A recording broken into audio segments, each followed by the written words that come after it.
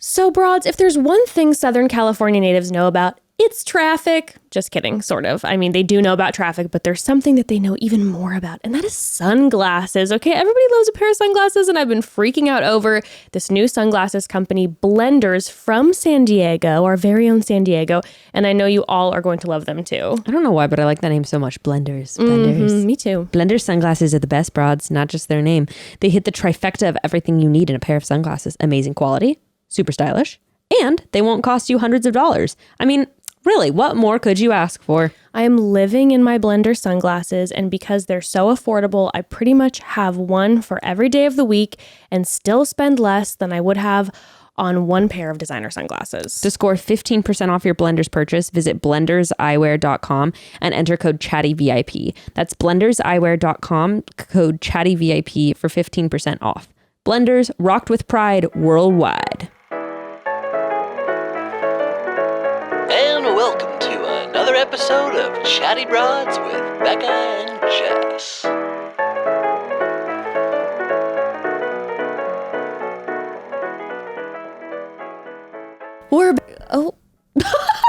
The audio immediately cuts. The audio immediately cuts. Is this first of all, is this some sort of... Jessica, I need to hear updates about the ghost. We will talk about it. We will talk about it in Thursday's episode. We don't have time today. We have too much to talk about today. We have too much to talk about. We have a lot to talk about today. We have a lot, but I will update you all shortly in an upcoming episode about the ghost. Thursday's episode is going to be fire, by the way. Yes. I can already tell you. We haven't recorded it yet, but I know it's going to be good. I believe that's what our Thursday episode is going to be. Fire, but also it might be a different one depending on how long the recording of this episode goes. We'll see. We always want to keep the conversations. Well, it's going to be good. I didn't say what it was, but it'll be good. We just might not be talking about it. That's very true. Okay. Let's... What are we talking about today?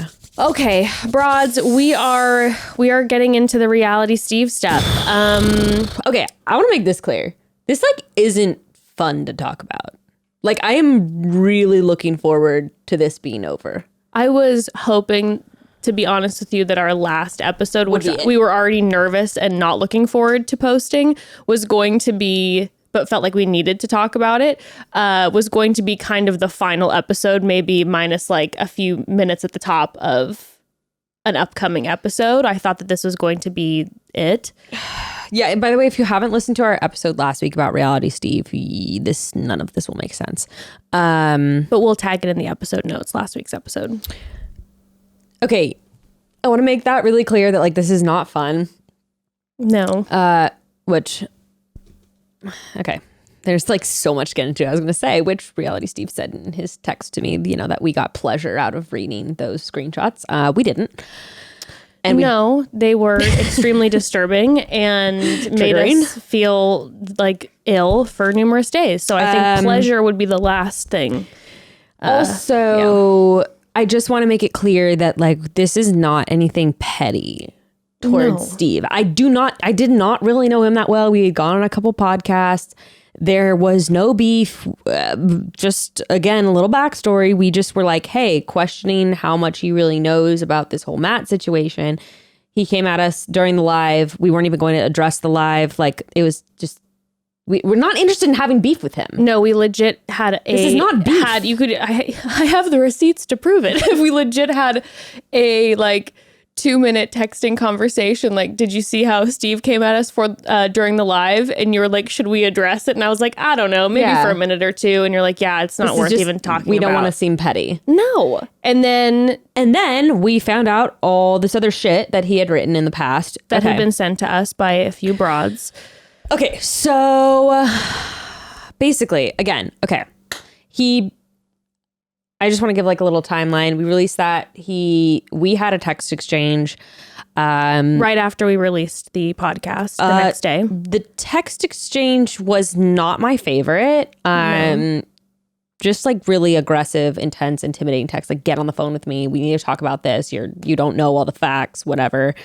We didn't. We got on the phone with Ashley instead, who just kind of described how she feels he's come far in his journey. He posted an apology, then he texted me an apology. And then they did a live that night addressing it. And Jess and I were like, we weren't planning on doing this episode. We were like, oh, this live, like, this is a nice apology. Yes, they're like, I did not appreciate the back and forth that I had with him, but whatever. Like, let's have this be done. It was going to be kind of just a brief conversation at the top of this coming episode, being like, hey, listen to the live, appreciated the apology. We'll be continuing to have our personal same thoughts and feelings about the biases. Like, I'm sorry, but like that didn't change our personal opinions. No. And we didn't regret. No. We did not regret having the episode where we brought to the attention the past blog posts of his because of the power that he holds in this franchise and in the lives of a lot of people. Oh my God, yeah. And he said like in our text and on the live that he like will never agree with like the way that we did some of our reporting, i.e. reading his blog post. I'm like, okay, but dude, they're public on your thing. But we just read them. We read them and we reacted to them. And like, we have cooled off of it now. But I mean, genuine reactions to really like verging on violent stuff that we were reading. Anyway, so then, yeah, again, we were like, all right, good apology. Like, this is good. There was some other stuff like this. Christina brought up some, I don't remember what day that was, on her Instagram story. Oh, Christina Schulman. That was after Demi's tweet. Yeah. Okay. So during the live then, Demi tweeted out basically like, you haven't changed, Steve. This is what happened with us like less than a year ago. By the way, while he was dating someone. Which, long story short, Steve got her on a phone call and told her in detail about a sex dream he had about her. Mm-hmm. And then we saw a screenshot of the text after where he was like, oh, it was like really fucking hot. I wouldn't tell you like if it wasn't. And she said that it made her like extremely uncomfortable. Mm-hmm. That came out while they were on the live. Yes. And this was a live, like you were saying, when we were listening to the live initially, we were like, okay, this is some good food for thought. He was taking accountability of a lot of things. But in the conversation, obviously, a big part of his conversation was that I have changed. I've proven that I've changed. And so then with this coming out about Demi, which happened 6 months ago, he then read the tweet or talked about the tweet, on the live. And the immediate response to it was him saying that, he did say, I apologize if this made Demi uncomfortable, but she didn't tell me she was uncomfortable in the moment. I'm saying his words, please. I thought it was funny. He also said that he didn't know there was a power dynamic, which he reiterated then on a podcast episode he released the next morning. Yes. And he also said in the live that it's interesting that this happened 6 months ago and that Demi is now posting about this during his live apology. Which the crazy irony about that is that earlier in the live, they were talking about why women, like Steve was talking about why women, like how he realized later on why women don't come forward about rape. And I actually appreciated that he was really honest. Like I used to think that women who came out about the truth of their sexual assault later were like lying, and he was really honest about that. But then he said, I realized that, there are reasons why women don't come forward later or don't come forward right after something happens. And yeah, I understand that now. And then literally like 30 minutes later, when it applied to his own situation, he was like, I don't get why she's coming out with it now, like 6 months later. And what he did say in the live is he was like, why when people come out later is because they're scared of their careers getting affected or whatever, if they like come out about, like the Me Too movement in Hollywood. But I'm like, dude, you're still kind of missing the point, because one, a lot of times women downplay the stuff that's happened to us. Like, I put myself in that situation. Maybe it wasn't that big of a deal. Yep. All that kind of stuff. All because of rape culture. And then also like a lot of times people don't want to relive something that is super traumatic to them. Like I have friends who've been sexually assaulted and they didn't want to press charges. They didn't want to talk to anyone about it because they're like, I want to pretend this didn't happen to me and move on. And I believe that every survivor or anyone who's been the target of sexual harassment, that is like their right and their right alone to decide whether or not they do want to come forward with that stuff. You shouldn't force anyone. Like, it's added trauma. Of course. And so Demi, you know, and I can't imagine.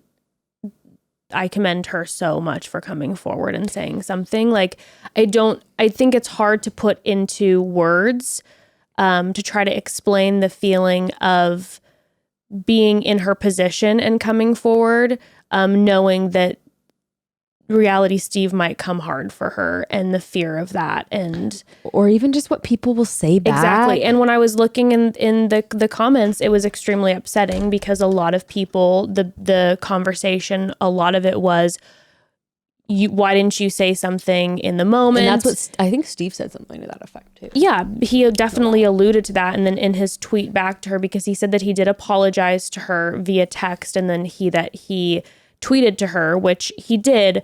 But again, the tweet was where it was like, you don't get it. The tweet was basically saying that, you know, I apologize if I made you uncomfortable. I just found out now that I made you uncomfortable. And it was like, you don't understand what we're talking about, or what she... Also, like, you don't seem to understand the basic nature of sexual harassment if you don't understand why it's not okay to call, to get someone on the phone to tell them about a sex dream that you don't know that well. And also, like, people saying, oh, you should have told him. Like, if someone's making you uncomfortable, you don't want to tell that person that they're making you uncomfortable. Of course not. Because that is like an even more uncomfortable situation to put, like... Of course not. What? A good example would be when you're in a work situation and your boss is sexually harassing you. How often does anyone feel comfortable going to the boss and saying, you made me feel uncomfortable?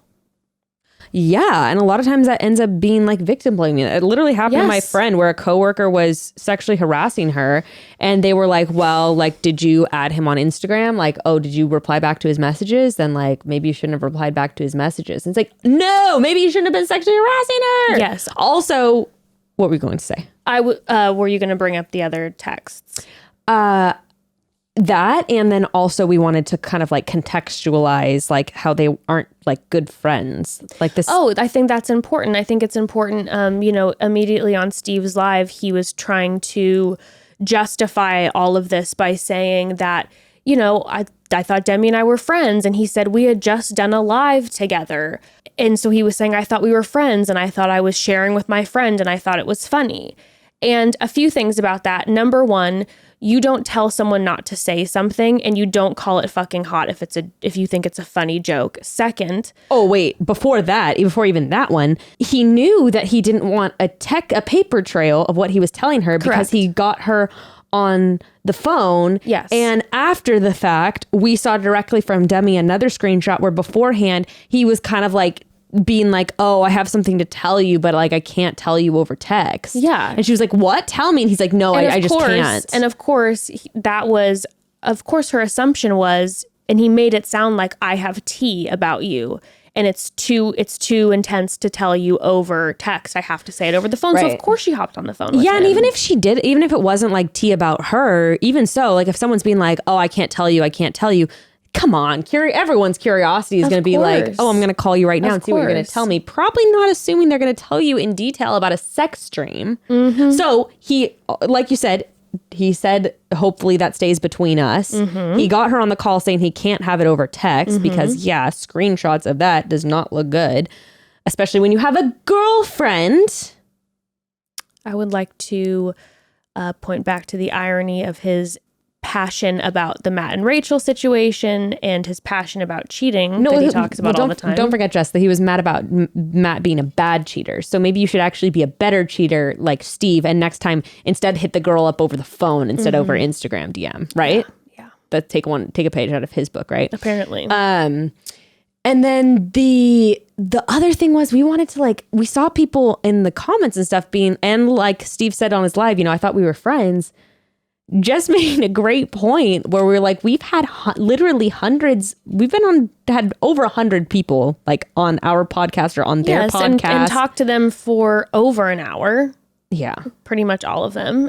And if any of them ever felt like after an hour-long conversation that gave them the right, and a little bit of texting back and forth, that they gave them the right to call me and tell me about a unsolicited sex dream about me and then ask me not to tell anyone. You brought up even if it was Craig. You're like, we've had so many episodes with Craig. We're actually friends with him. He's my friend. And it would be so incredibly inappropriate for him to tell either of us about his sex dream. Yes. I think literally anyone who's not your sexual partner telling you about a sex dream. When it's completely unsolicited.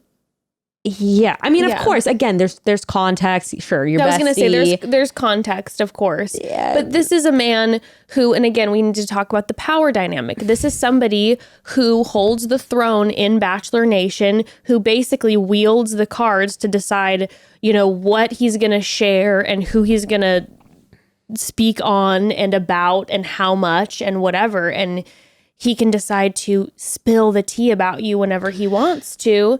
Yeah. And also, so that's so scary. So of course, anyone going into this franchise would probably, or a lot of them would want to be professionally, I'll say quote unquote, friendly with Steve so that they are in his good favor. What I won't buy is that he says he didn't know he did anything wrong, because again, all those reasons we just brought up.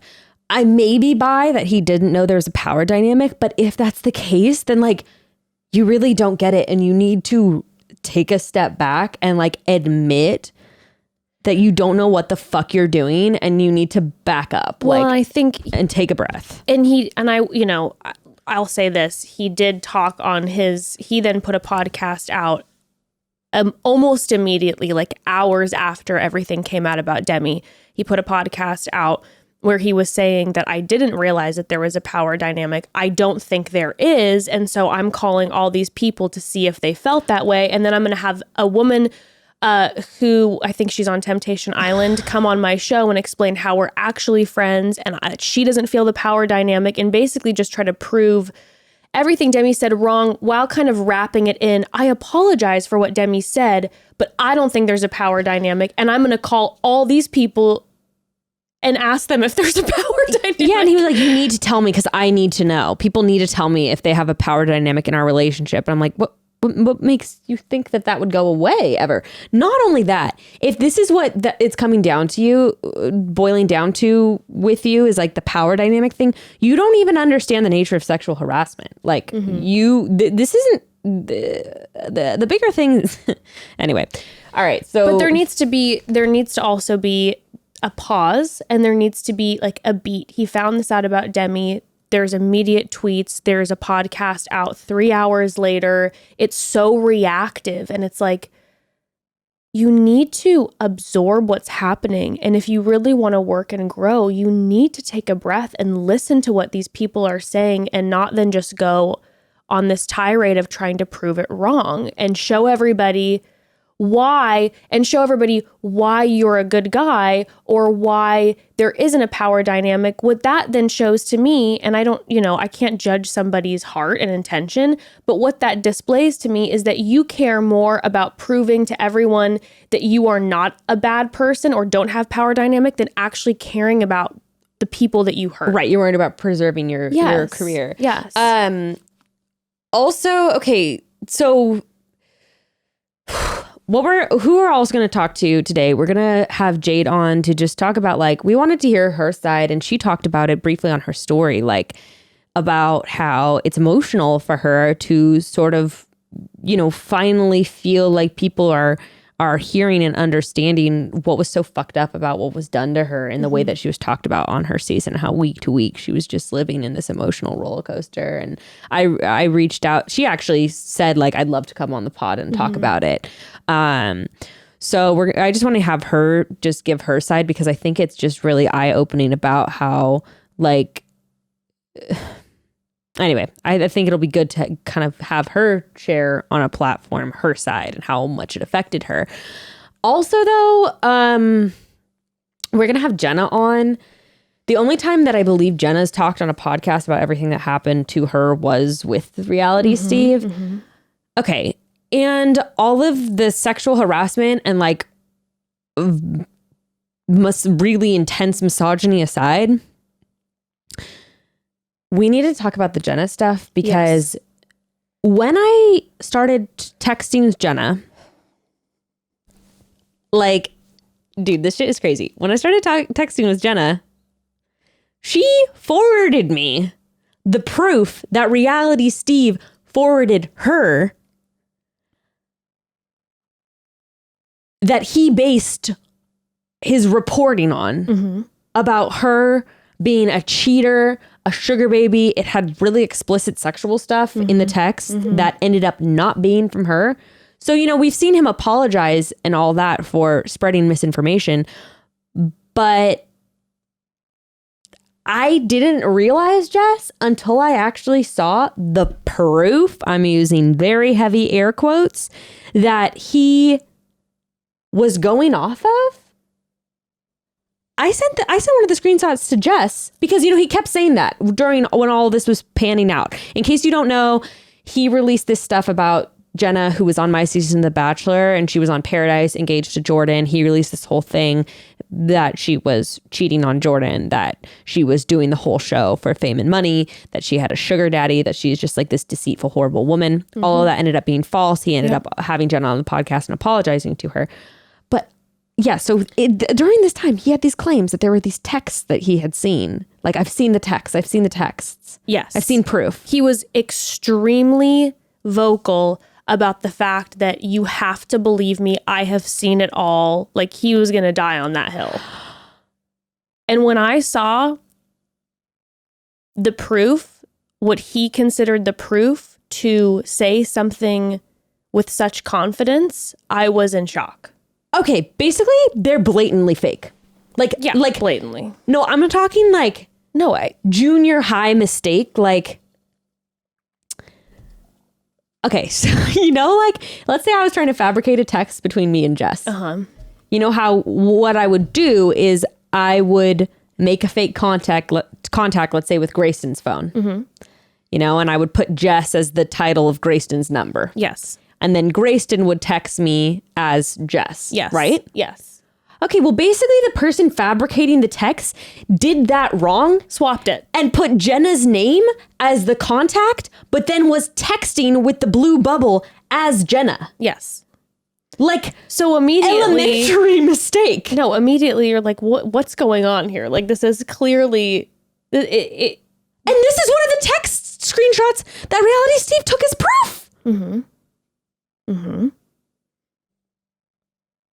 And then there's just this whole other wild email exchange with this fake person named Travis. Like, I'm sure Jenna will want to talk more about it. But basically, like, when I tell you the vetting was so elementary. Yes.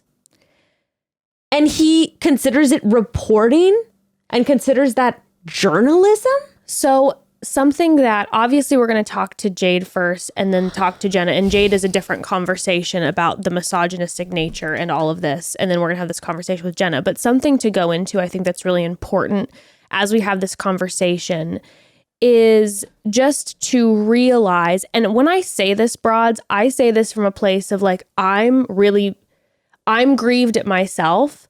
I'm bummed out about all the times that I took everything that Reality Steve said without seeing receipts, without seeing proof, and then made full judgment calls of people based off of him just saying, this is fact. And I really regret that. Yeah. There's a lot of really specific times that I can think of that I regret doing that. And now thinking of it from a perspective of Reality Steve is one person. He is an island, right? It's just him. Yeah. He discussed in his live that he cannot be canceled, right? Because he doesn't have a boss. He is his own boss. And by the way, we're not out here to cancel people, but these are his words that he said. He said, I cannot be canceled. Now, most other, and I'm going to say air quotes again, journalistic sources have a whole team of people. There are editors, there are lawyers, there is a boss, there are fact checkers, there is a whole crew of people. So even the gossip rags that you think are spewing crazy things have a whole team of people to go through this. Steve is one person. So this individual is all of the roles and has now lined himself up in a position in Bachelor Nation where he says anything, tells us he has receipts, and we all believe it. Yes. And we were talking about it on the phone, and I was like, okay, it's different if you even say like, I've heard rumors about X. Yes. Like, okay, maybe not like super ethical, but it happens. You know, I've heard rumors that like she has sugar daddy, whatever. Okay.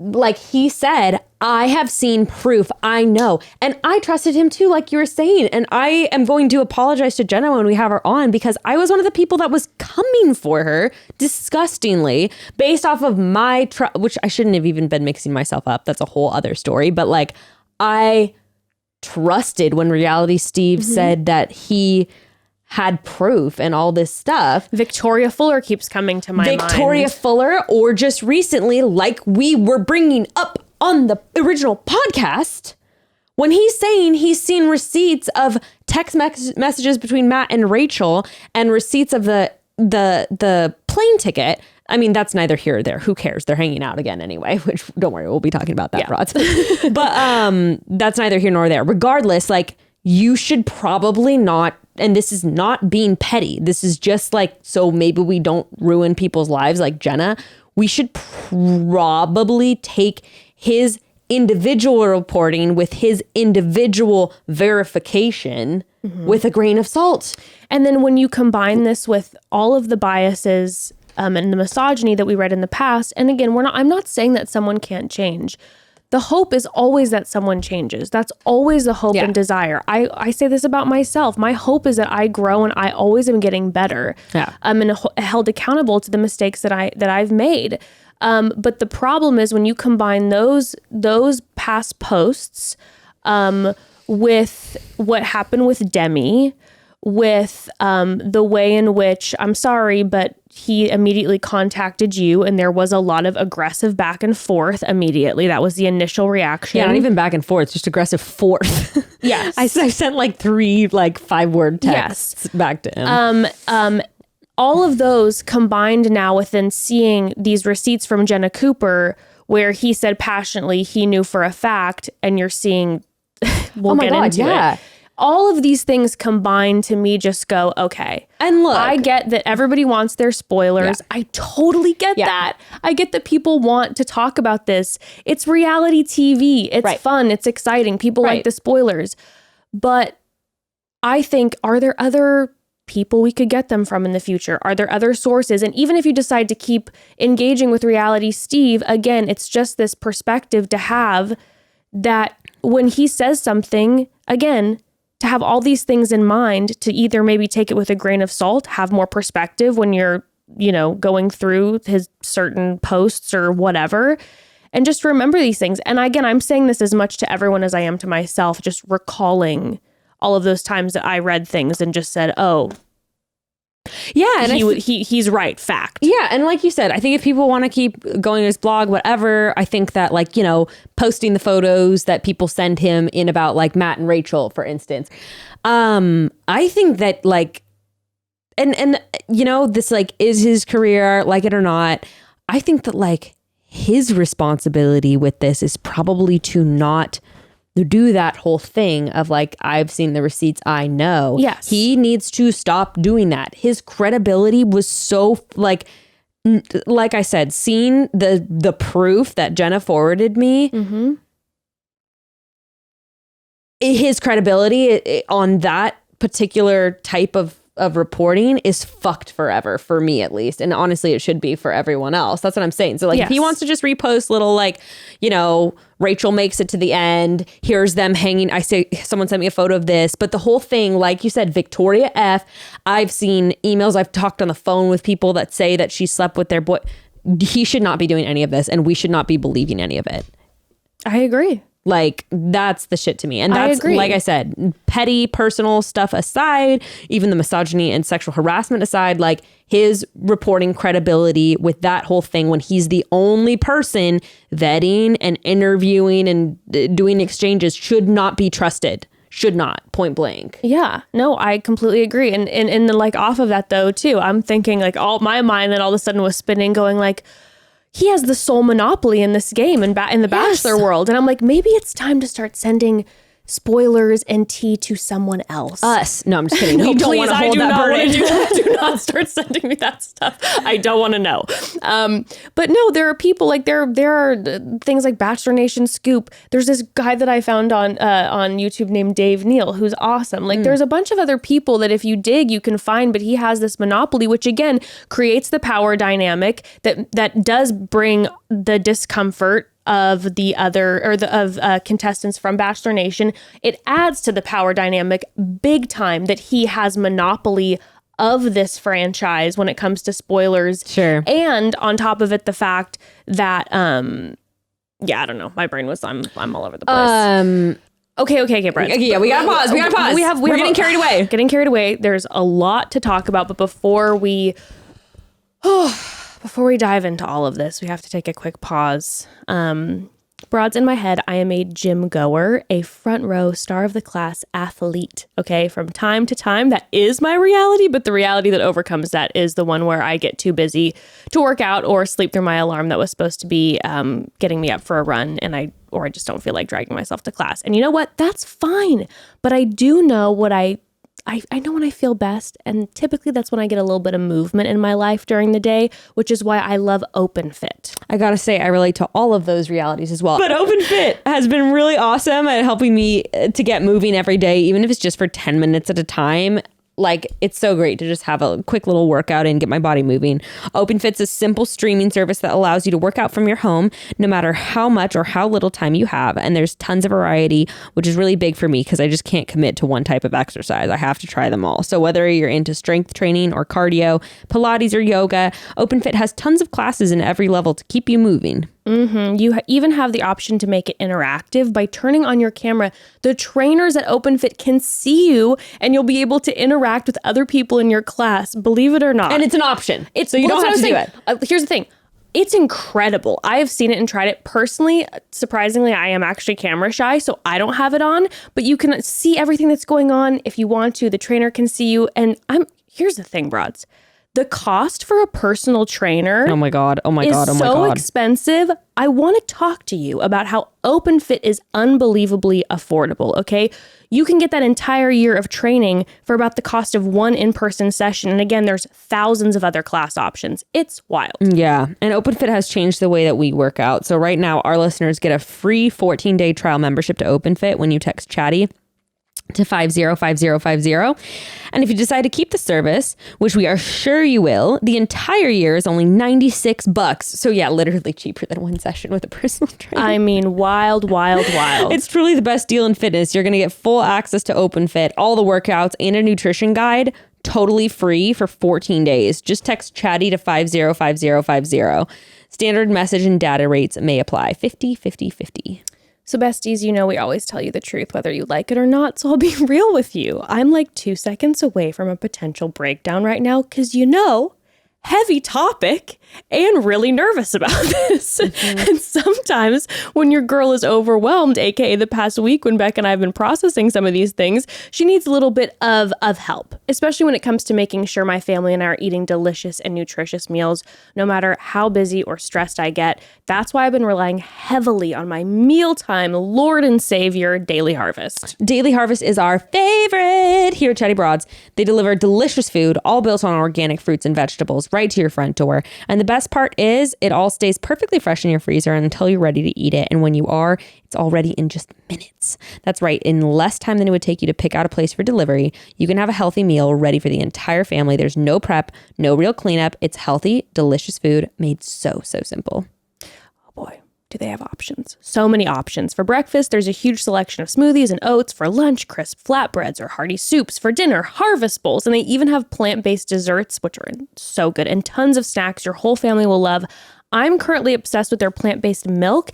It's literally just almonds and sea salt. And I cannot imagine my morning coffee without it now. I'm in love. I'm in love. Get started today. Go to dailyharvest.com and enter promo code Chatty to get $25 off your first box. That's promo code Chatty for $25 off your first box at dailyharvest.com. That's dailyharvest.com. Yeah. The reason I think it's important to bring this up and be like, guys, we shouldn't trust him on this is, again, not petty and not personal, because this is literally just a matter of he cannot be trusted to vet and do due diligence to figure out if this shit is real or not. I don't even know if he knows how to do that. Like, not a personal attack, just saying. With the Jenna stuff, I was so unbelievably appalled because it took me like 2 seconds to realize that this text screenshot was fake. And the fact and that I think we shouldn't be believing it, I was gonna say, is because it ruins people's lives. Yeah.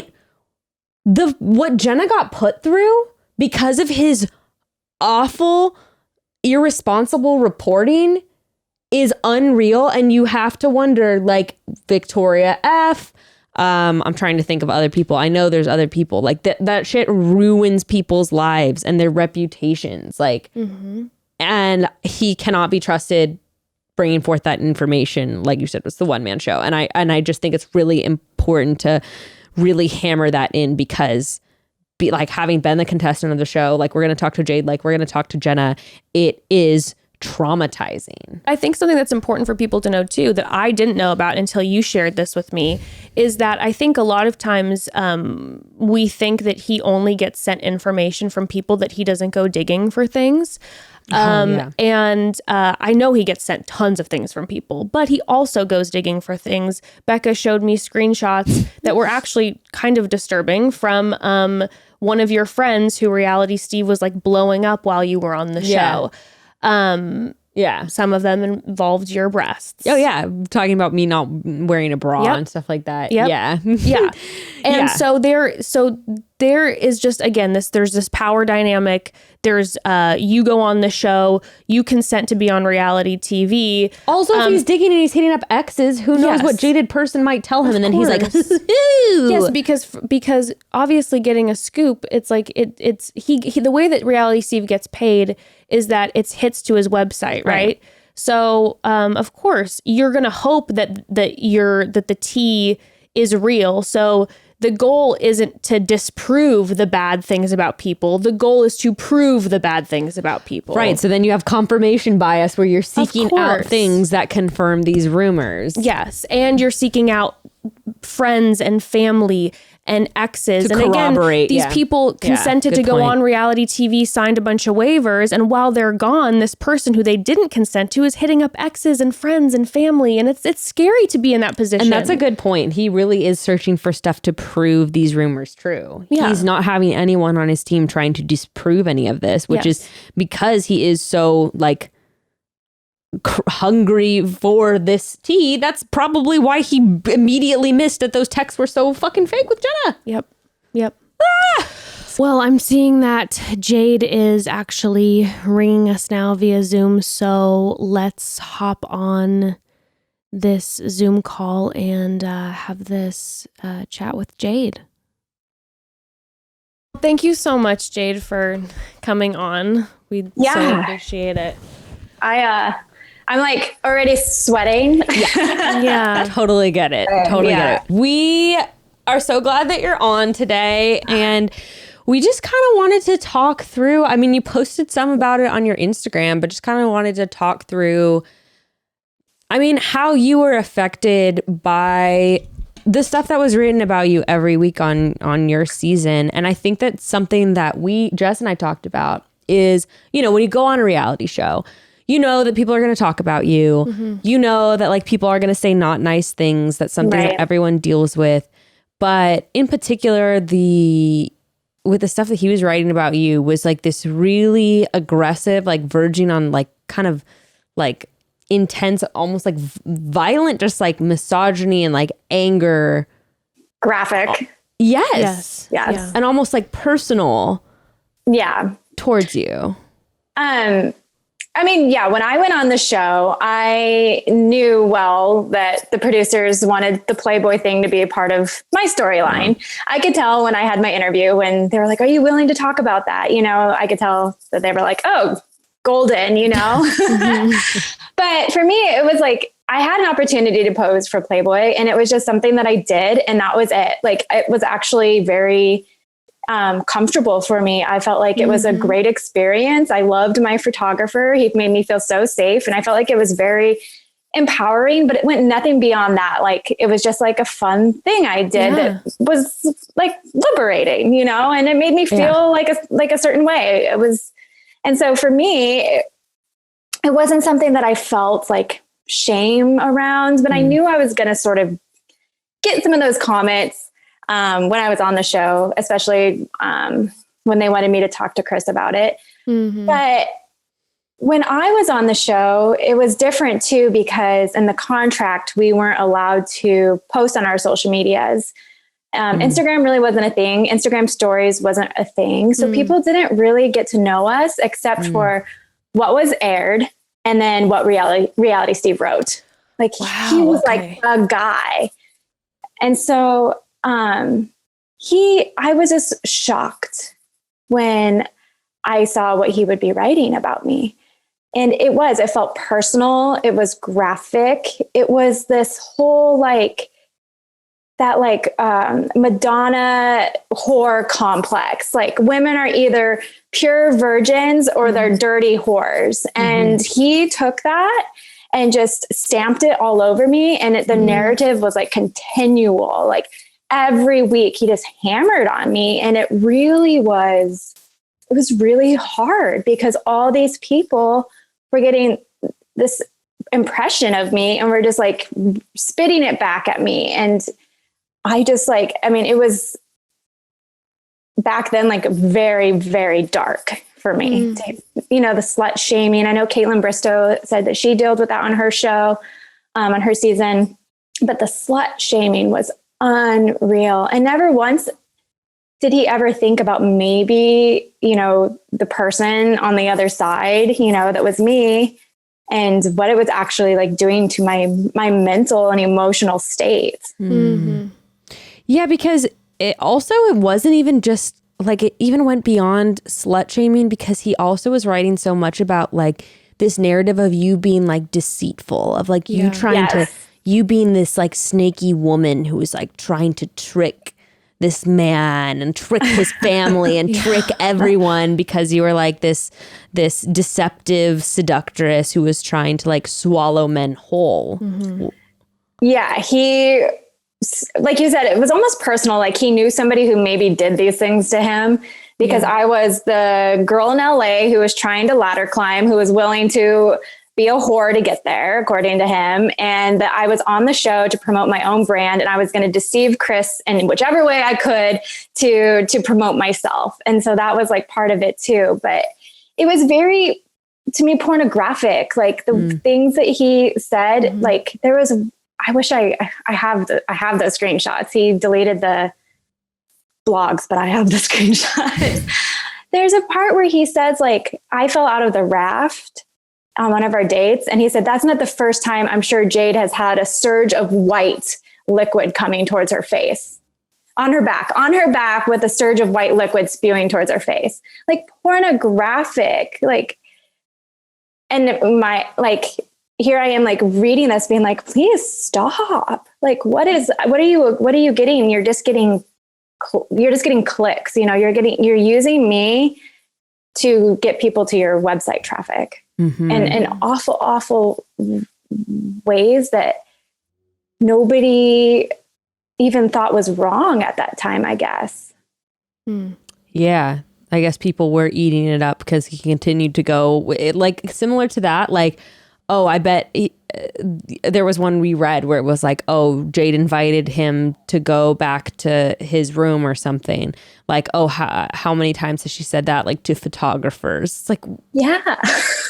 What? It was like he was writing his own like erotica or something. Yeah.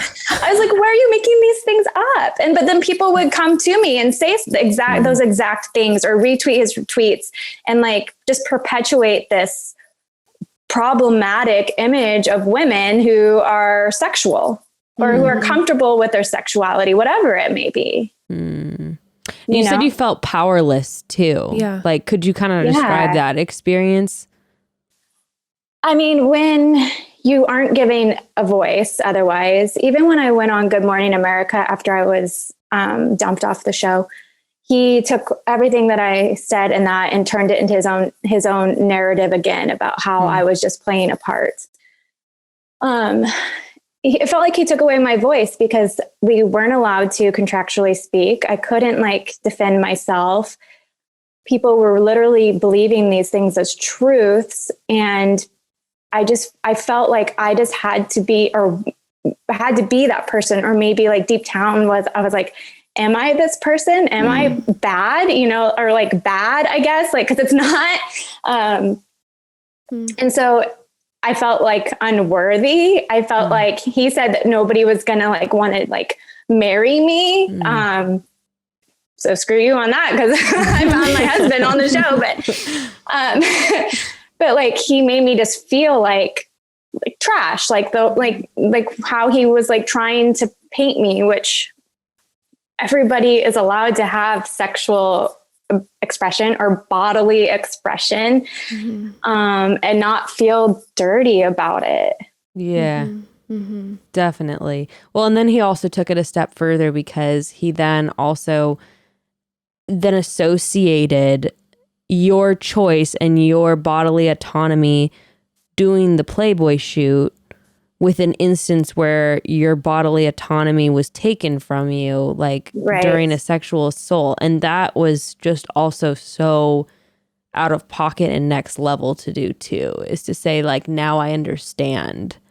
Like, rationalizing a nude photo shoot because I was raped as a teenager is like the most like far off thought that anyone could have. Like the two are very far apart,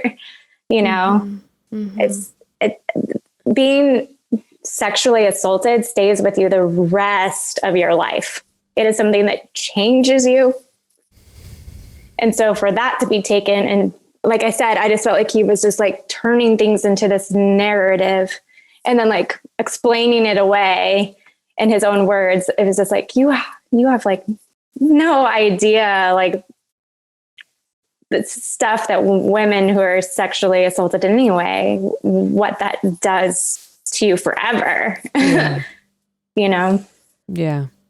What did it feel like for you to, after your experience with him and what he wrote, for him to continue doing what he does and being kind of like the monopoly of the one voice in Bachelor Nation? Like, how has that felt for you over the past years? Yeah, that influences the public opinion about individuals. Yeah. I mean, I do understand, like, when Demi said, like, he does have this like power over us in the way that a lot of Bachelor Nation contestants are afraid to probably like stand up to him or anything like that, because he can just like try to find dirt on you or play a narrative about you. And I think what's been hardest for me, which I do know people change, and that's like all about like what life is about, is progressing to be better people. Yes. What's been hard for me is to watch him try to be like, his Instagram bio has a quote from Olivia Creedy that says, "the champion of everyone." And I was like, that's really hard for me to look at when I have never really received a genuine apology from you. Like that's the hardest part. Like he's now, which I think is great, is being a more positive person and talking about politically pressing issues and trying to be a better voice. But for me, that's been like the hardest. And I have forgiven him. Like I told you, Becca, I'm not after his head. Like for me, I forgave him a long time ago for my own self, right? For my own being able to like release that, let it go, heal. But it's been hard to see that and not like get angry. Of course. Yeah. Jenna said the same thing. She was like, I don't want to like come for him. And I'm like, I don't think it's about coming for him. I think it's like, I think you can like be like, whatever, you do you, but then also be like, you need to be held responsible for the like the super irresponsible and super, super damaging like internet violence that you've committed against people. Cause that's kind of what it is like, yeah, internet violence. Never heard of that before, but I'm coining the term now. You're right, though, because it felt violating to me, like it did feel like violence. It felt like hate. It was hate speech to me. He was hating me for being a sexually empowered woman on a show, and that I also have layers, that I'm not just like, I can be a sexually empowered woman or someone who wants to express their body in a way. And I can also be a very nurturing, soft, kind person. It's not like one or the other. And for him, he just couldn't, it felt like he couldn't see that people are layered, and he had to just like narrow me down to one quality or one thing and then just like tear it apart. Yeah. And also it's different to like think those things.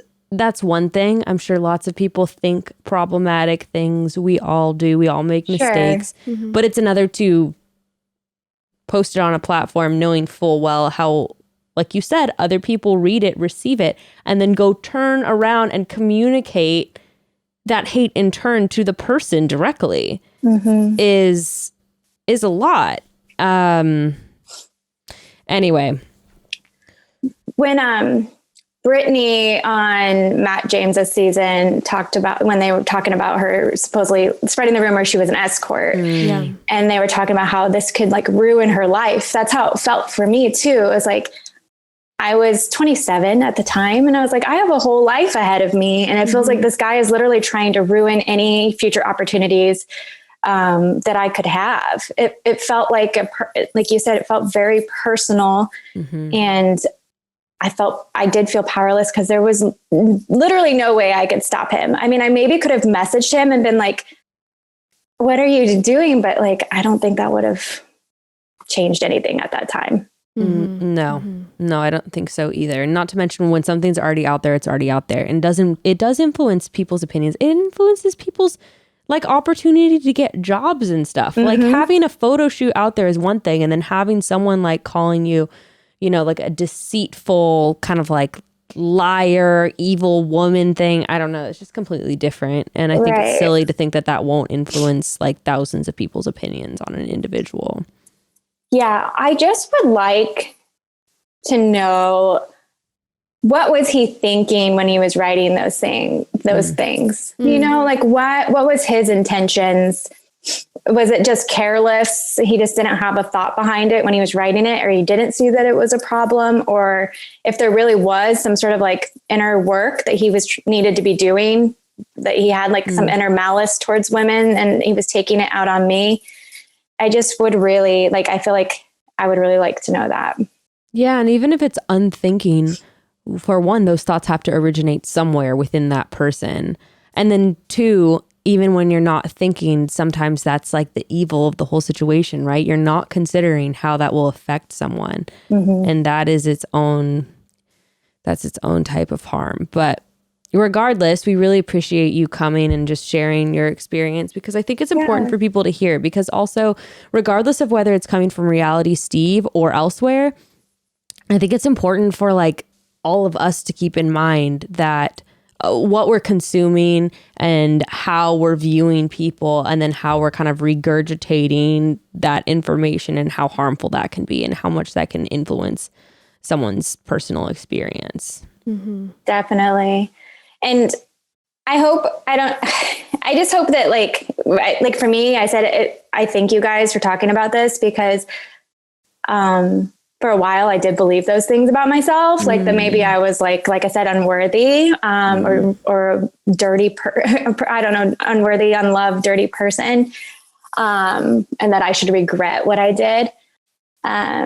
So I've healed and worked through that, but just for people to know what happened, like how I was treated in a way, it's been very, just validating for me. Like I said, I wrote on my Instagram, I just feel seen, because I felt like at that time I was screaming for somebody to like say this was wrong, and nobody did. And then it's like years and years go by and you're like, okay, well, no one's going to notice it. So it's very, I just want to say thank you for noticing and for like standing up for women. So thank you. Yeah, of course. And it's, I think, really encouraging to see that so many people too are responding and being like, that's really fucked up. Yeah. And I think that that's really cool to see too, is like, that wasn't that, like, your season was in 2016. We recorded my season in 2017. Like, that wasn't that long ago. And I think that that's really cool though, to see that like 5 years later, as a collective community, people can be like, that is not right. And I think that's really hopeful for me, for like the world that our daughters are going to grow up in, is like, hopefully a lot of people will be holding those type of words accountable and saying like, that's not okay. Yeah, I 100% agree. And I feel like that's why I came on. Cause like when I think of how I want my daughter to be treated or how I want my daughter to handle these situations, I was like, I have to be the example. So this wasn't easy for me, but like, I think I'm going to get really emotional, but I think about her and like how I would just want her to stand in her power, you know?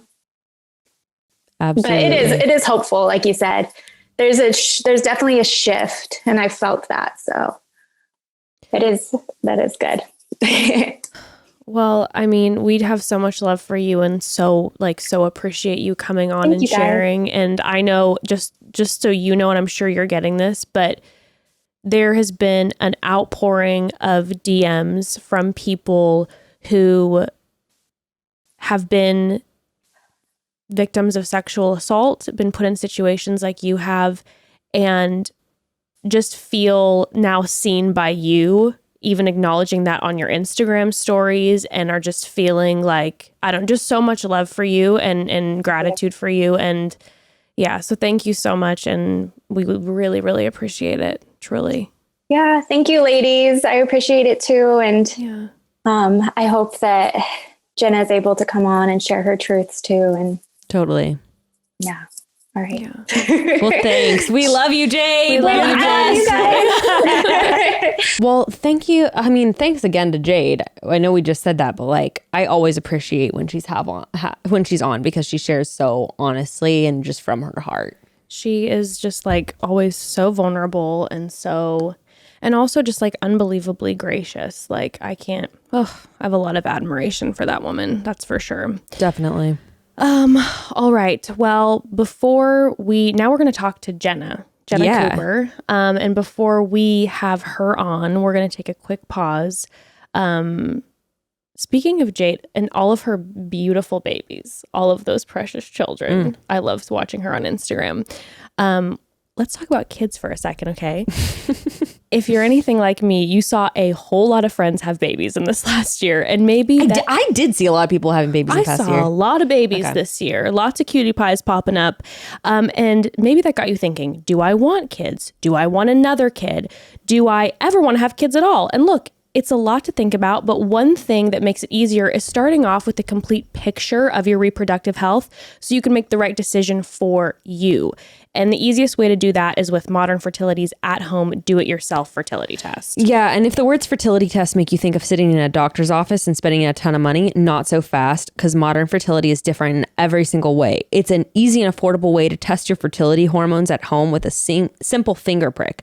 And after you're done, all you have to do is mail it back with your prepaid label, and you'll have the results within 10 days. And like I brought up before, but I have to bring up again, Caroline from my season of The Bachelor found out through Modern Fertility that she had fertility issues, and she's now been able to address it and go in and start like freezing her eggs because of the information she found through Modern Fertility. And if she hadn't taken this, she might not have known that there were any problems until years later when there couldn't, when nothing could be done. That's so amazing. Yeah. So whether you've got massive baby fever right now, or if you want to be the cool auntie forever, whom, by the way, all of us, we're so grateful for you. Well, shout out.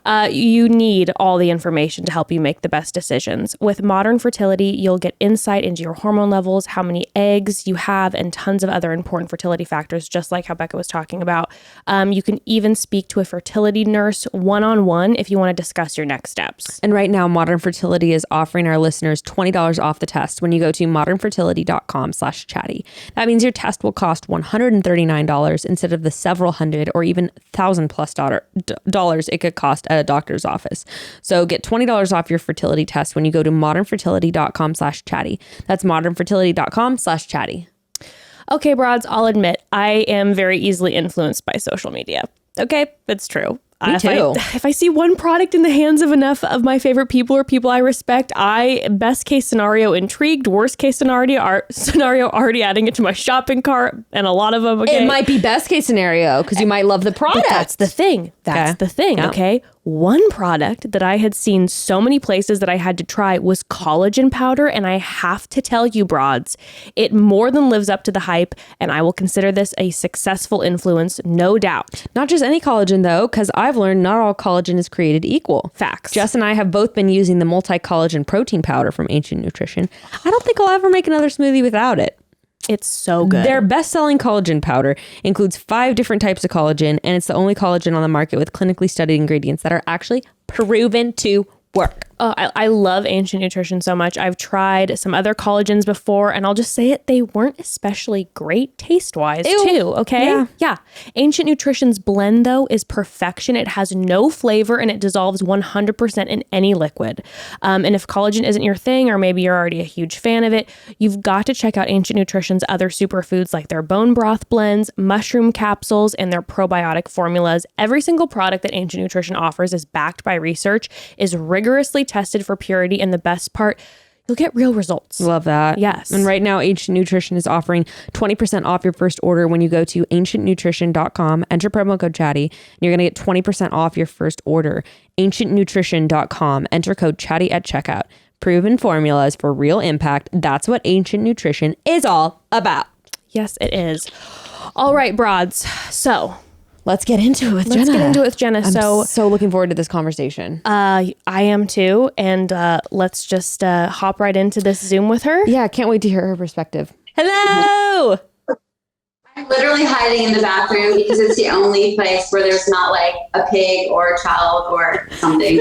It's okay. I get it. That's where I record the ads, is in the bathroom with the door closed, barricaded. Yeah, I get it. 100%. That or the closet. Hi, Jenna. It's so nice to meet you. Thank you so much for coming on. Basically, we just started talking about Reality Steve in general because a bunch of stuff got sent to us about stuff that he used to write. Like, we actually just talked to Jade because, like, during her season, he was just writing really, really horrible things about her. He hasn't just done it with her. A bunch of other stuff about other people. And then we were just basically talking about how, like, if someone has bias against someone or against like a group of people, like maybe women for whatever reason, like that's going to influence the way that they're doing reporting. And it just kind of made us think about like what happened with you, because the reason all of this even started in the first place is Reality Steve was coming forward with some stuff about like Matt and saying that he had seen receipts about stuff Matt had sent to Rachel, and that he had seen text messages. And we just started by saying like, we're going to take this with a grain of salt. That whole drama is irrelevant, but like, we're going to take this with a grain of salt after what happened with Jenna. And like, and I just wanted to say to you, and I had texted you before, but like, I feel so horrible. One, it doesn't even matter if any of it was true. I shouldn't have gotten mixed up like talking about someone the way that I was talking about you. And for that, I'm just like so embarrassed and so sorry that I was adding to the hate that was coming at you, like, even if it was true, like it was just so out of pocket for me to like be coming at you and adding to that. And for that, I'm just so sorry, on top of you being put through all of that for something that you were just like completely innocent of. Well, thank you. I told you that I do forgive you and anybody else involved. And also, it is understandable because I know what it's like when something interesting happens. No matter what, most people want to talk about it, especially if you're in that world. Yeah. The way that I responded was weird. Part of that was because my lawyers were saying pretty much, you can't say anything, we're going to write your captions. And all I had was these weird pictures from photo shoots I had done. So that's also understandable. And I felt like a lot of people were taking my, I guess you would probably call it a character, however they portrayed me on the show, and using that for their reasoning for why they believed it. And so it's like, I kind of get it. So in that sense, I was like, you know, it's not like everybody knows me to my core and all of a sudden they're believing this. They have a little glimpse of me, and, you know, I'm kind of out there like, ooh, you know, making out with guys, whatever. So I do get it. And I'm not like bitter or holding on to anything about that. But yeah, so thank you. Yeah. I mean, and so then what was really crazy. Okay. So there was just that right off the top. And what really then blew me away though, and what I thought was really important to talk about, is like personal beef with Steve aside, like pettiness, personal stuff, like this is not to like attack him personally or anything, but we felt like it was really important to talk about it as someone who is like reporting and informing people's opinions of individuals' characters on the show. Like posting spoilers is one thing, you know, reposting photos of people together. That's another thing. But what was really crazy to me was like you forwarded me like the proof that he was going off of. Or some of it, like. Okay. Yeah. Yes, there were things that I showed you that I do think he definitely took into account when publishing, or because the reason is because some of the tweets that came out later, such as, you know, I think her bleach job soaked into her head, or she's the mayor of crazy town, that kind of stuff. That stuff did come after the thing, what I sent to you, which was very much not true, and pretty much was able to vet that it wasn't true. So I think that sucks. But the original, you know, email, phone call, he says he doesn't have a name. All of that is gone. So there's really, you know, I hate that. I wish that I had that to compare to the information we have now. But yeah, what you saw has got to make you question, right? So why not in his position, not come out and say, I know it's not true, you know, I was wrong, right? Because he doesn't have all the proof, but why not say, there are some kind of holes in the story. You know, I'm not sure. Maybe I shouldn't have just jumped the gun right away, basically by like emails. And then he told me later that it was a phone call that he had that was very convincing. And to say something like that can obviously destroy somebody's life, just from a little bit of information and some of it being questionable, like that just sucks. Like I'm not mad at him. It just, no matter who it was or what situation, it just, I can't understand like why somebody would do that, except for, I guess it's interesting. You know, a lot of people want to talk about it. And yeah. And what we were saying though, what was crazy is like saying one, like you said, it's interesting. You could say something like, I've heard rumors, whatever, that this person like has a sugar daddy. Yeah. That sucks that it's not true. But like I said, I and other people trusted when he said, I've seen the proof and like, I know beyond a doubt. And the way that he was so blatantly like mocking everything that you were saying, it really led everyone in the public to believe. I mean, this was blasted everywhere, wasn't it? Like on OK and E! News and like everywhere. Yeah, I do think people confidently accepted what he said.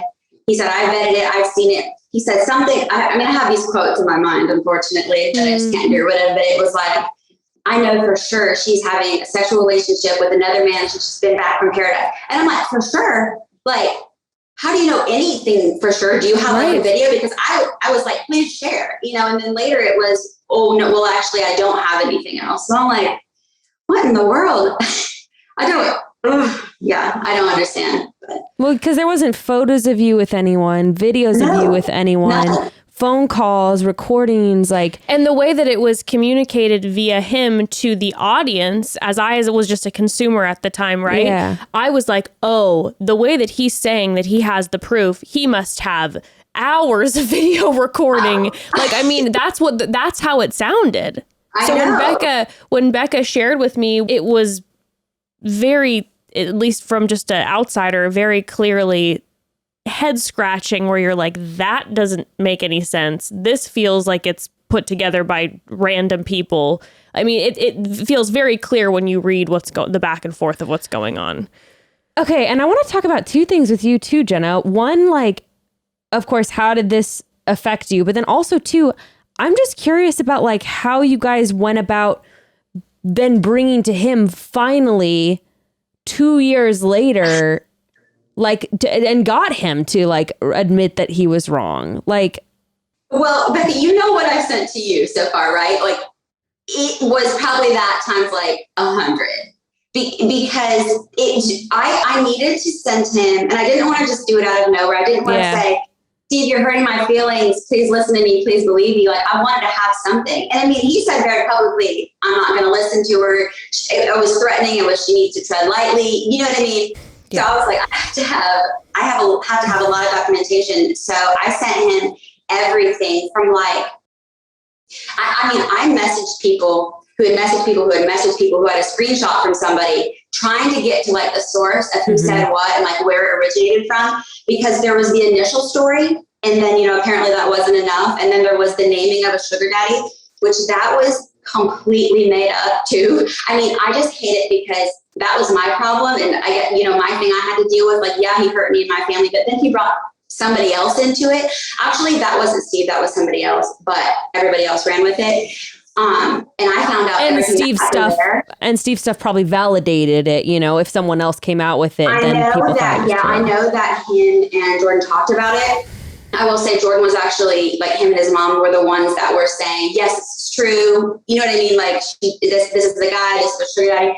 And I'm like, there obviously wasn't proof of it because it wasn't true. I don't even know where I'm getting off to right now. I don't even remember what we were talking about. I was saying just like first of all, yeah. Well, you were talking about kind of how you guys you came to him with all of this proof. Oh, yes. Yeah. Okay. So we talked for like a week, hours on the phone. I sent him tons of information that was at least I know enough to make him question what he had. It was so much. And there, you know, I showed you some, there's at least 3 different people that involved themselves that I either didn't know at all or barely knew. So, and I know that's another big question for everybody. Why would somebody do that? And I still do not know that, but I know some of it has to do with like a love for Jordan. Some of it has to do with wanting the attention, which I will say the girl got the attention. She got the attention from Steve. She got the attention from Ashley Spivey. She was talking very publicly about going back and forth with these people, and she just wants to be in the Bachelor world. So she was loving that she could deliver all this fake information about me. So, you know, I showed everything about how that was fake. And I think what he did was put that together with what he had and was like, oh yeah, that doesn't add up. And then he listened to me more, and then he just figured out that none of it was true. And I like I said, I wish that he had the emails or a phone number or a name. I'm like, please, they're saying I should know who it is, but if it's made up, I don't. I would love to know. Right. If you don't have names or anything, how can you even defend yourself? Anyways, so luckily he listened. And then as far as it affected me, well, I can't even like get into all of it, but like, short story, I couldn't even be in my apartment. Like I literally couldn't look out the walls, and I actually moved to another apartment in the same place and still just had to move away.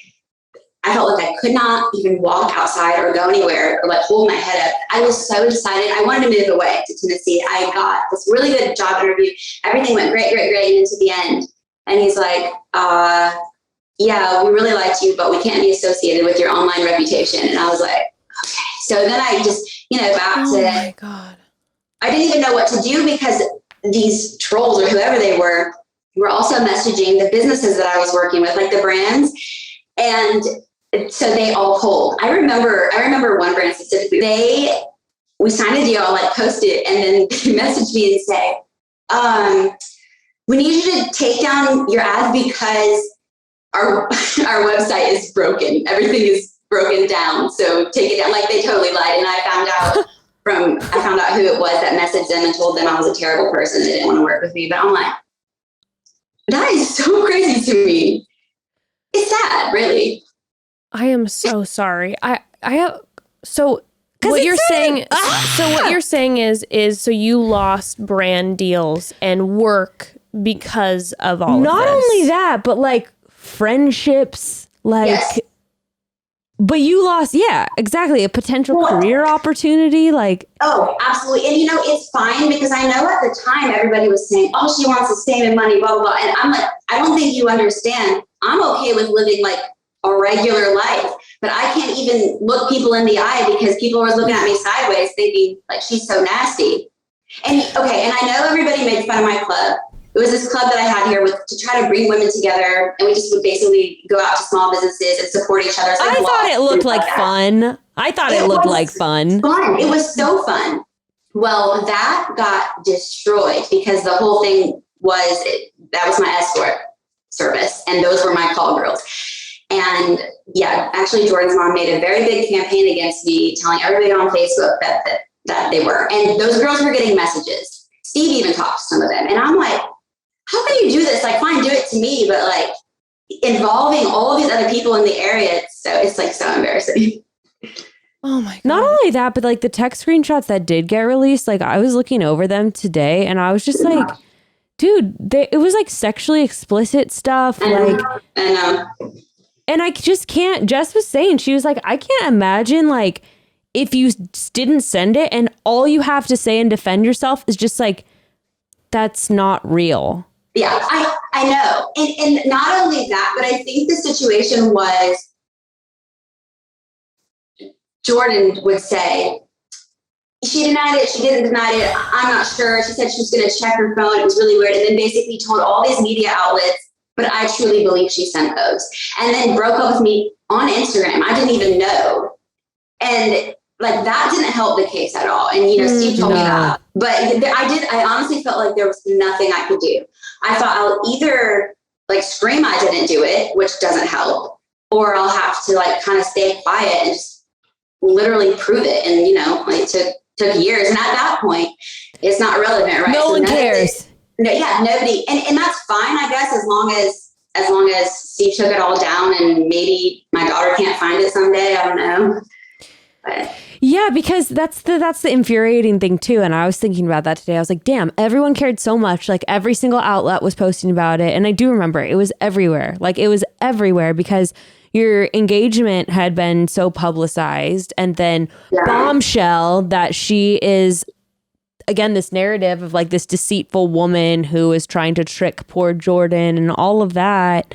Yeah. And then, 2 years later, that's, you know, it's like Jordan who, you know, it's like then media outlets are picking that up. Doesn't matter anymore. Because I didn't necessarily, I don't need an apology from him, but I would really love to know all the information that he was being sent, because I think that could help lead to, you know, who was like involved. Of course. But he says he tried to help me, but it's really, really sad that he didn't.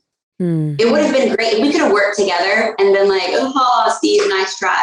But yeah, it was the last thing I expected. And I think the biggest reason is because I have spent my whole life saying no to guys who have offered whatever money, whatever it is, to help me get ahead, right? Because I'm a woman and apparently I need that. You know, if I wanted a raise, if I wanted something, it'd be like, well, you know, there's this. And I always said no. So I just worked extra hard and was never, ever going to to rely on a man I just wanted to be independent.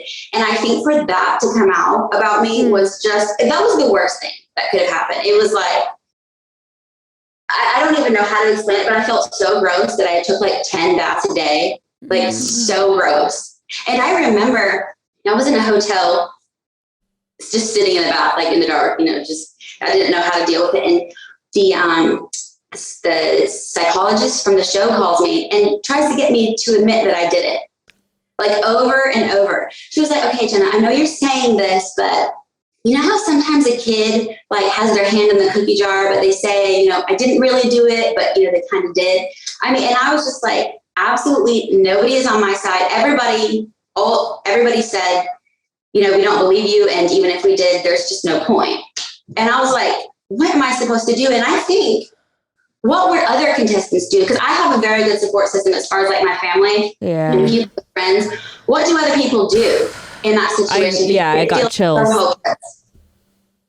Oh my God. Yeah, I mean, that's the kind of thing that could, I don't want to sound dramatic and like, but that's something that could like lead someone to harm themselves. Yeah, I totally agree. And I know that happens in this franchise sometimes.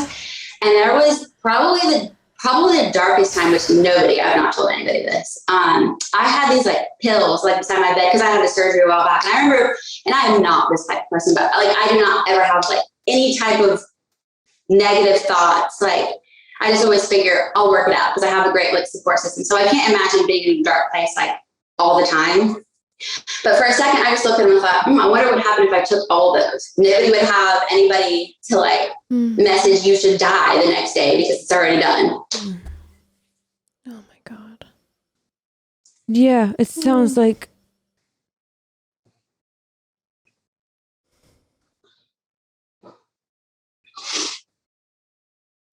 And there's like nothing can ever take it away now. Or like, I think about my sisters, like walking through high school and then people saying like, hey, how's your poor sister?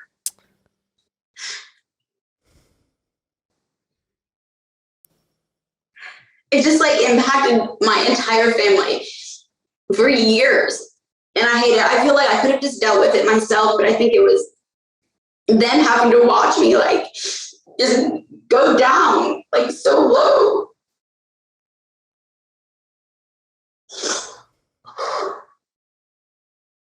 This is why I don't talk about it.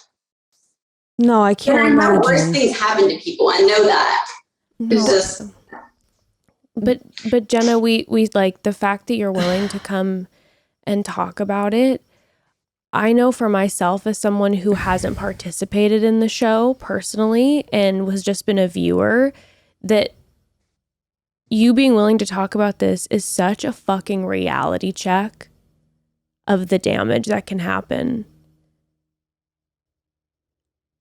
And when I myself personally, and I talked about this earlier in the episode, when I myself personally looked like, we're talking about Steve, right? When I myself personally would read and I would just see him say, I know beyond a shadow of a doubt, I know this, I would just carelessly go, that's true. And without seeing any receipts, I would just completely believe it.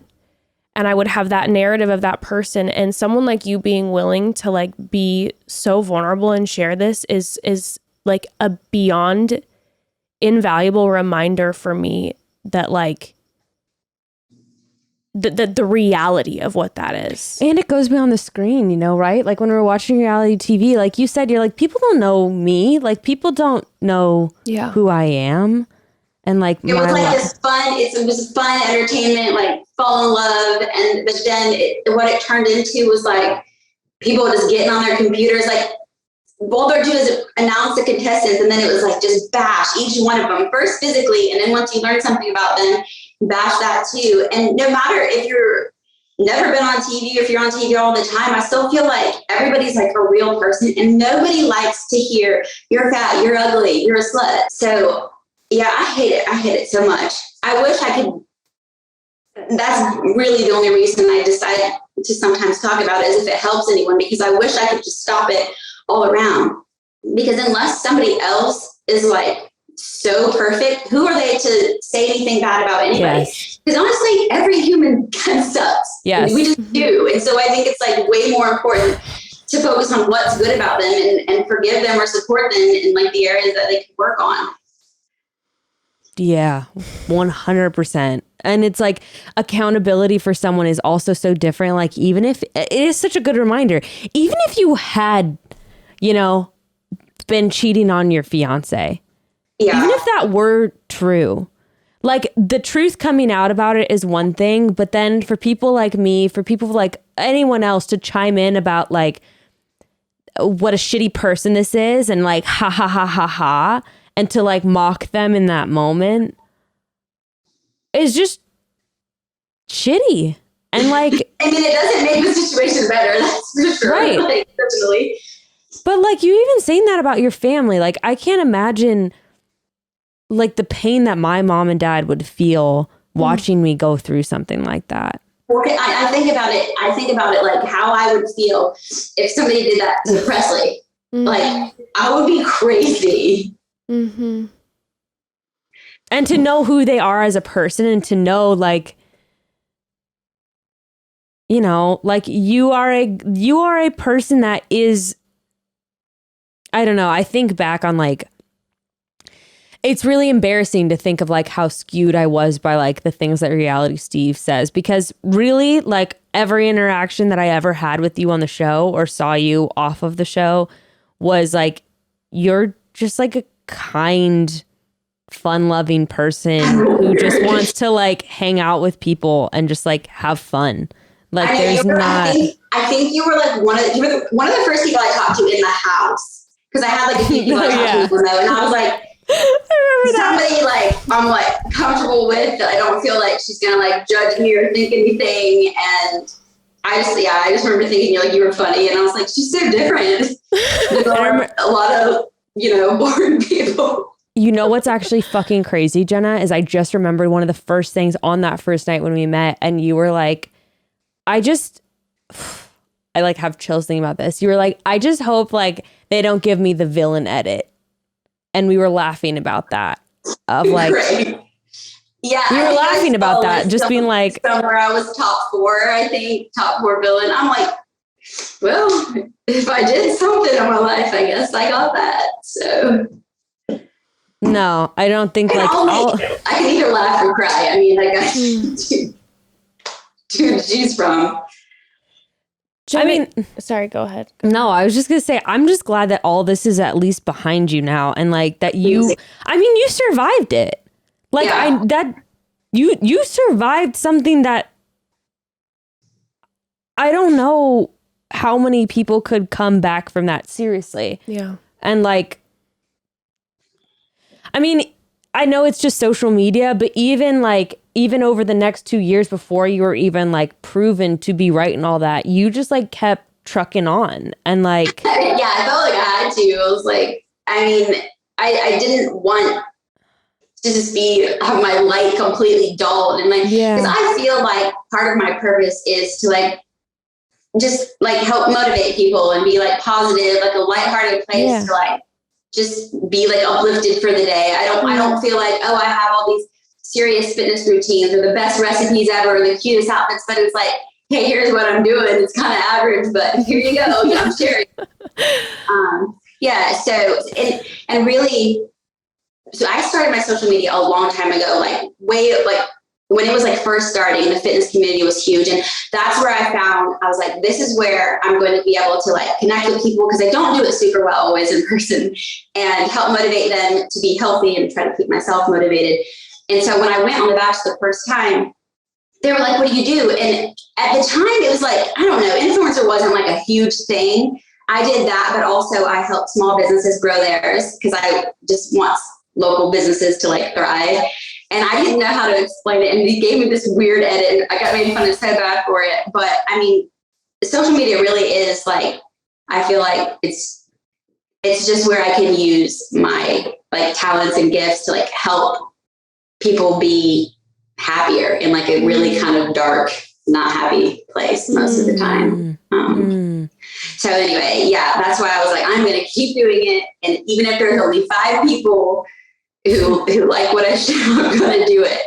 And I will say where I'm at now, like with Carl and Presley and Pearl and the whole fam, I would do it again. Every single thing that happened, I would rather not, but to be where I am now, I would, because it's not just me saying, I'm happy, I'm so content, I'm thriving. Yeah. I really am so full of love and glad, I'm happy where I am. It was just rough getting there. Yeah, and I think you deserve it. Like, yeah, you are one bright, shiny light. My goodness. Just, I mean, with everything that happened and just the fact, even like just you're smiling right now and just full of joy. It's just extremely, It actually feels better to like get that out. I'm like, oh my gosh, this was good. Good. Say all that. I do have one question for you, because as we were processing, just because a lot of this conversation, like Becca was saying, is just us wanting to really to not be petty, but just to like speak light into the reality of the reality Stevie situation when it comes to, you know, just us realizing that there are biases involved, that when sometimes things are said like, you know, I know for a fact that he is a one-man island and all of these are just going through him, and there's not editors and fact checkers and all this to prove what's going on. You did mention that you like again, you lost job opportunities and brand deals. And we had talked about before that Reality Steve, you know, makes his money by getting clicks to his website. So he made a lot of money off of your story. And I just was curious, was there any compensation offered to you from him? Oh, no. I don't know if he thought about it. No.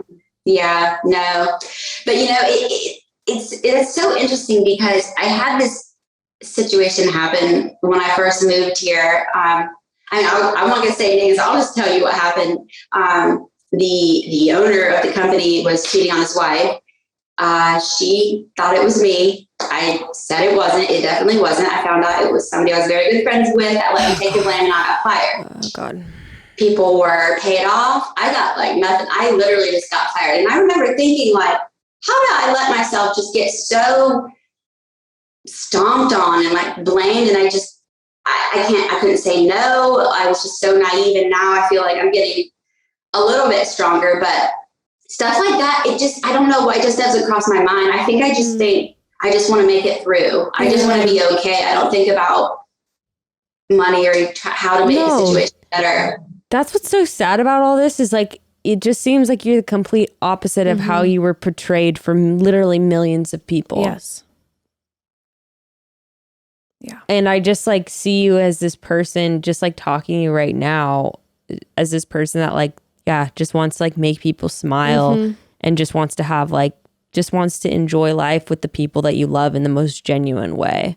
Yeah, I do not have these like ulterior motives that they said I had. I was like, what, take everything, just leave me alone. Well, I hope people are leaving you alone now and that you really are just like soaking it all in and enjoying all of this new love you have with your family. Yeah, it really is great. It really is. I've actually had a lot of conversations lately with some people who made it a point to attack me most days. And I've talked to them and, they've apologized and I forgive them. I'm like, it's fine. I mean, I guess if it got them through whatever they were feeling, because typically why people do that is they don't feel good about themselves or, they want the attention or for some reason. I'm like, I guess that's another reason I was used then. Okay. But, what you said about the bias, I find that I thought about that a lot too. And I think something that had always bothered me is the fact that Steve had posted his opinions about Jordan, which I can attest that they were pretty valid. And that's fine because even if I really cared about him, he can be like an arrogant, not nice person. Sure. I decided to look past that because everybody has kind of their front that they put on and I could see him for more than that. But he had posted, Jordan had a girlfriend and named her and everything. And she actually brought it up during The Bachelor. Well, then he took it all down and just scratched that story because she didn't, want it up there. And I was like, that is so weird. And the same person who's dating during Paradise, and he told me after we were engaged, he was dating that same person. And I'm like, and because I'm a little bit concerned for them, hopefully they know somebody was telling me about how he was dating even during his next round of Paradise. I don't know, but this person that was sending videos, I don't know how she got it of them two together. So that's all weird, but somehow that is not the story. Somehow the story is just me and it's poor Jordan and I'm awful. Right. That kind of bothered me, but you're like, there's literal proof, like not that I need this not that I need all this to come out, but like, why are we getting so hung up on something that is like pretty, like you said, a lot of holes in the narrative. Yes. Yeah. Right. I don't know. But it does kind of bother me because I remember thinking, what did I do to you? Do I look like somebody you hate? Like, I don't understand. But I really have. I have forgiven him and I do appreciate him saying he was wrong and taking it down because that would not be easy because he could have very well stuck with exactly what he said. Yeah. So. Yeah, definitely. Definitely. I think that was really good to take that accountability. It's really unfortunate that all that happened, like we were saying, years later. But I'm so glad that I'm still glad that you got the validation and hopefully you did get a lot of validation of, people apologizing and being like, wow, we can see you now for like who you really are. And I hope that people continue to see that. Yeah. Well, you are just an absolutely lovely person and such a sweet mama. I love seeing you on Instagram, and I know that you are going to get majorly loved up by our listeners after this episode. We really appreciate you coming on. Thank you. I appreciate you having me and listening to me and like going through all this. I think it's pretty brave to just share too about like the experiences that you had and how you felt. I think takes a lot of bravery and a lot of courage to share about that kind of stuff.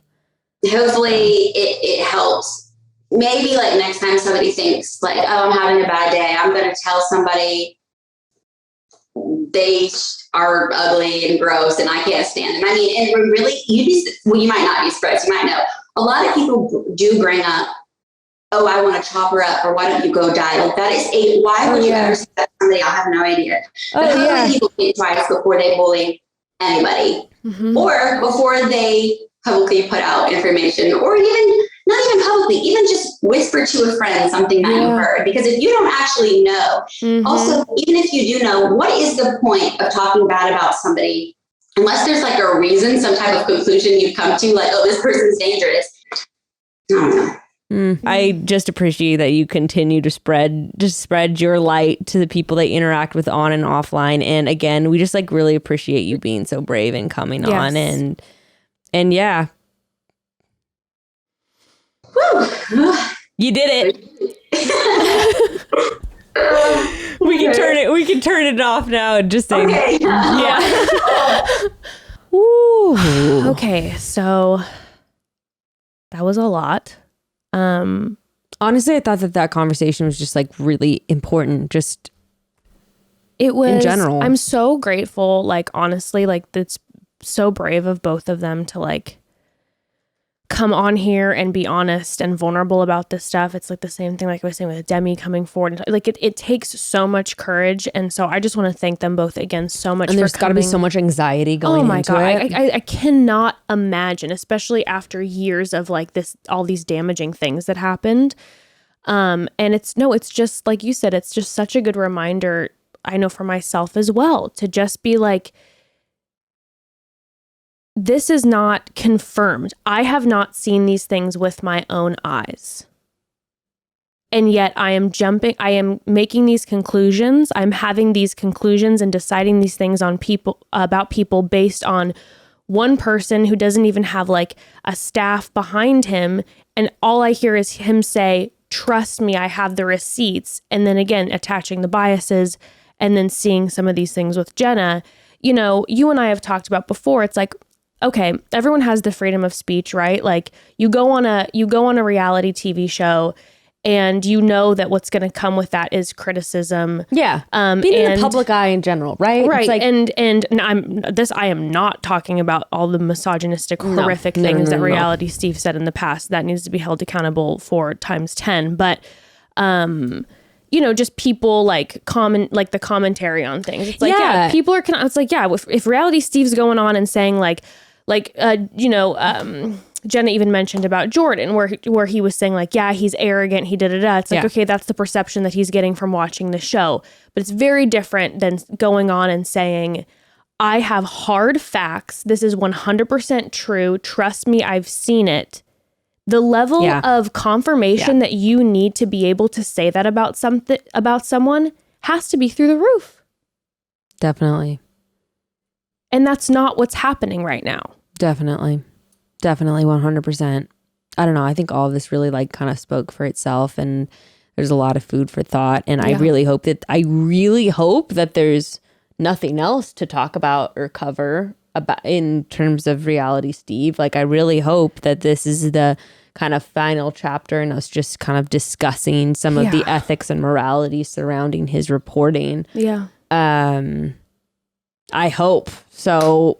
My wish is that this will just kind of be closing of this discussion, and I hope that we can keep all of this in mind as we consume information about people and about their personal lives wherever the source is coming from. It was a huge reminder for me, and I'm grateful for it. And you know, this is my shout out to the my apologies that need to be made to those people that I just made assumptions about off of that. And I think it's something necessary and important moving forward to be thinking about. And then also coming off of Jade's conversation, the power of dangerous words, of harmful words. Yeah. Mm-hmm. Well, with that, broads, thank you so much for tuning into this episode. I know that was probably a lot. That was a lot. Yeah, and I know I'm so apologies if our narration was all over the place. If again you're listening to this and you're like, I'm still not sure what you're talking about, we will link the episode below the original conversation that we had about this last week, and we'll link that below. But we appreciate you sticking in here with us as we will process this and have these amazing women on. And please send them lots of Broad Squad love and support. Absolutely. And with that, chat soon. Chat soon, broads.